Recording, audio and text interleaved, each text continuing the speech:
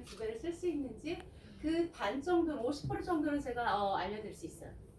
대신에 시간 절반으로 하는 거 이 레이아웃이에요. 레이아웃을 갖다가 어떻게 하느냐 하는데 저희가 주방 구조를 보신다고 하면 거의 왼쪽이 가열대예요.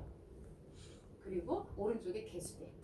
거의 그렇죠. 네. 살림을 하다 보면 왼쪽은 가열대, 오른쪽에 중앙에 보면 저 개수대가 있어요. 그 기준으로 해서 3하부장을 레이아웃을 정합니다.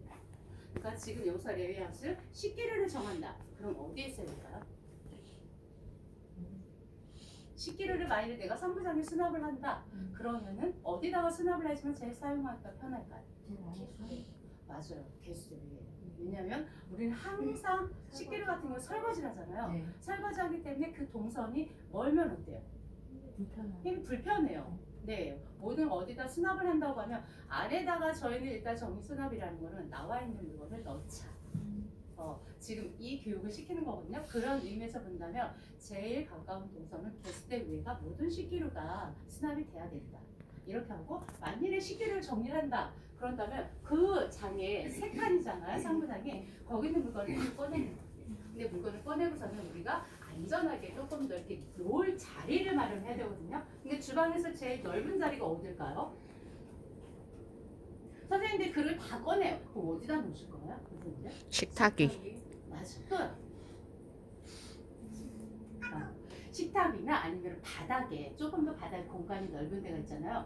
그래서 이 그릇 같은 경우는 만약에 내가 정리한다고 하면은 공간을 참 제일 많이 확보를 하셔야 될 것 같아요. 왜냐하면 잘못 움직이다 하면은 깨질 수가 있거든요. 유리 같은 경우는 깨뜨린다고 하면 어쨌든 간에 다칠 위험이 있기 때문에 공간 확보가 제일 중요해서 일단 공간을 확보한 다음에 물건을 꺼내요. 그런 다음에 물건을 꺼낼 때 제가 저번 주에 배출을 하라고 말씀하셨잖아요.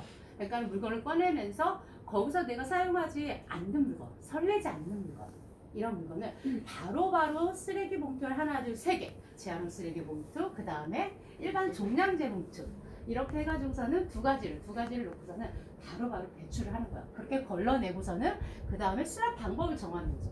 주방 같은 경우는 저희가 수납 방법은 일단은 세로 수납하고 가로 수납.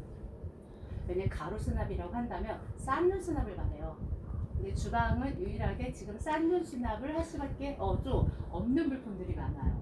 그래서 그 싼눈 수납과 그 다음에 가로 수납을 하고 어떻게 내가 이걸 담을 건지 이거를 정하는 거예요. 쌓을 건지 그 다음에 가로 수납할 건지 세로 수납할 건지 그 다음에 수납 도구는 뭘로 사용할 건지 이렇게 정한 다음에 각 식기류를 갖다가 그 개수대 위에다 수납을 하는 거예요. 그러니까 이 정리 순서는 이렇게 정리를 하시면 되고요. 그런 다음에 이 영역별 권장 순서가 있어요.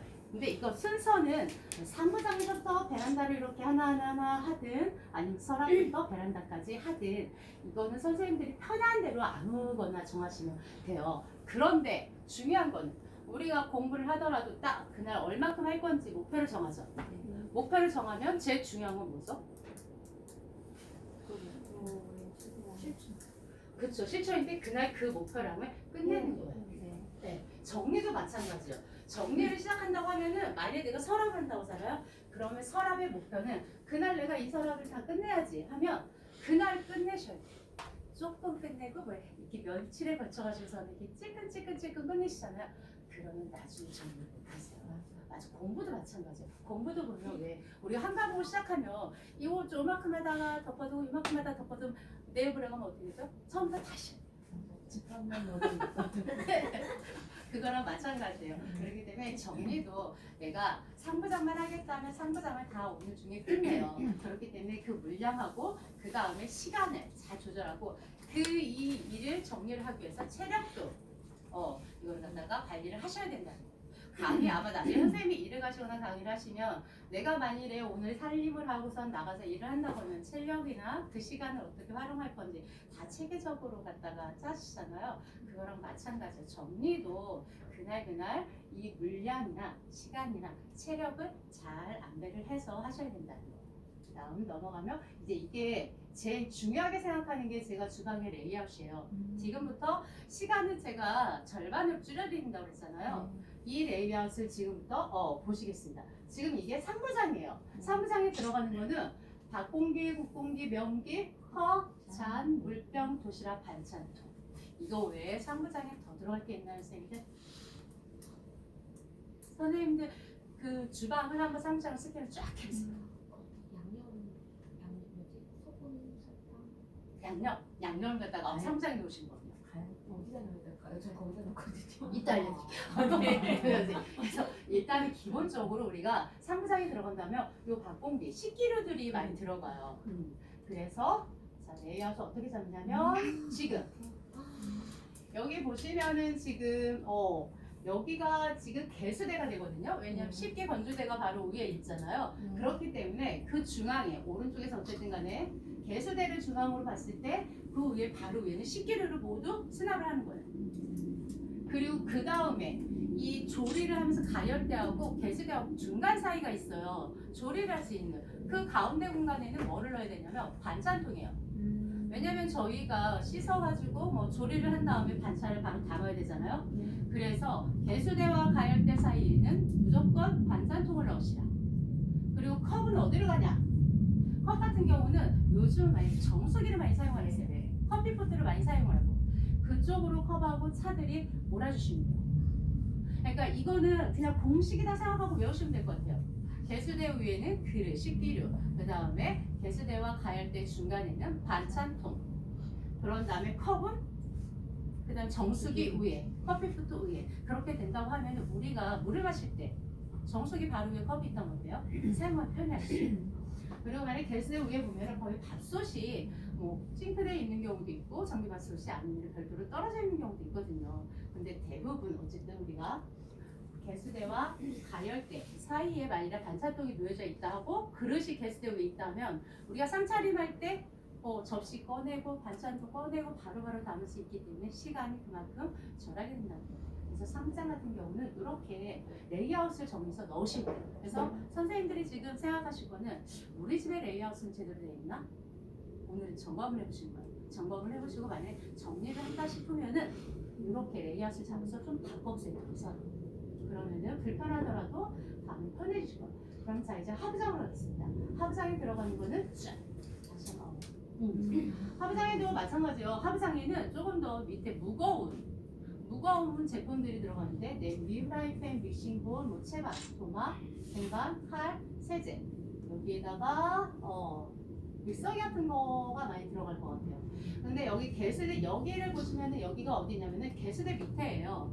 개수대 밑에 같은 경우는 지금 하수구가 연결이 돼 있기 때문에 조금 약간 찝찝하다 이렇게 생각을 하시는 분도 위생사 좀 꺼리시는 분도 있거든요. 근데 여기에 문제점은 선반이 없다는 거예요. 여기에 제일 문제점은 선반이 없어가지고 이 공간을 최대한 활용을 못한다는 거예요. 그래가지고 여기 같은 경우는 지금 시스템을 갖춰주는 게 제일 편해요. 그래서 시중에 판매하는 그 싱크이라는 수납용품을 갖다가 설치를 하고 그리고서는 여기에 들어가 있는 물에 자주 씻기는 종류를 개수대 밑에 넣었어요. 왜냐면 개수대 밑에는 위생사 이 배수구 때문에 좀 찝찝하다고 그랬잖아요. 그렇다고 하면은 내가 바로바로 씻을 수 있는 제품으로 갖다가 비치를 하시면 돼요. 그리고 여기서 냄비하고 프라이팬. 자, 냄비는 어디로 가야 될까요? 가열대 맞아요, 선생님. 가열대하고 그다음 개수대 그 상단에 보면 코너장도 있을 거예요. 네. 일단은 냄비는 그쪽 코너장으로 가고 프라이팬 같은 경우는 어디로 가냐면 바로 가열대 밑에요. 왜냐면 프라이팬 같은 경우는 저희가 물보다는 기름으로 거의 많이 닦아내잖아요. 그렇기 때문에 바로바로 꺼내서 조리를 하면 되기 때문에 프라이팬 같은 경우는 가열대 공간이 있다 하면 그쪽으로 비치를 하시면 제일 사용하기 편하고요. 그 다음에 채반도마 칼,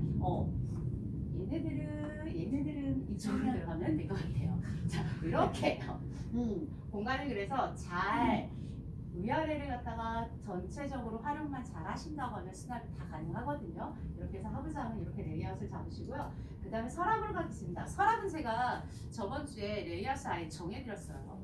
첫 번째 칸에는 뭐를 해야 된다 그랬죠? 맞아요. 금속류. 수저나 아니면 조리도구 관련 이 금속류를 갖다가 넣으시고요. 두 번째 칸은 두 번째 같은 경우는 비닐류. 네, 일회용품들이 있잖아요. 그러니까 일회용품들 두 번째 놓고 세 번째는 기타, 행주라든가 사용 설명서, 수세미 재고 같은 기타 제품. 이렇게 서랍은 어쨌든 첫 번째 칸에 제일 자주 사용하는 거. 여기서 저희 효율적인 정신할 법칙 중에 사용 빈도의 법칙이 주관서 많이 사용이 돼요. 왜냐하면 사용 빈도의 수에 따라서 내 핸드존에 넣냐 아니면 핸드존에서 멀어지냐 이렇게 되는 거거든요. 제일 시간을 절약하는 거는 핸드존에 내가 자주 사용하는 거 이거를 넣는 거예요. 눈높이에. 그리고 서랍의 특이한 점은 일단은 서랍 같은 경우는 우리가 잡아서 당겨서 열잖아요. 열게 되면 그 안에 물건들이 어떻게 될까요? 쏠려요. 맞아요. 쏠려요. 그리고 엉키고 섞여요. 섞여서 이게 제대로 유지가 안 되는 거거든요. 그래서 서랍 같은 경우는 아까 개수대 밑에도 저희가 싱크인을 시스템을 만들어줬잖아요. 서랍도 마찬가지예요. 칸칸칸칸 섞이지 않게 시스템을 가깝게 집을 만들어주는 거죠. 그렇게 하게 된다면 선생님들이 유지하기가 편해요. 그리고 서랍을 할 때는 어쨌든 조리도구는 제가 저번 주에 말씀드렸는데 수량을 조금 최소한으로 한정시켜서 사용을 하자. 하나에서 2개. 선생님 같은 경우 뭐 집게라든가 가위를 3개를 놓고 내놓고 사용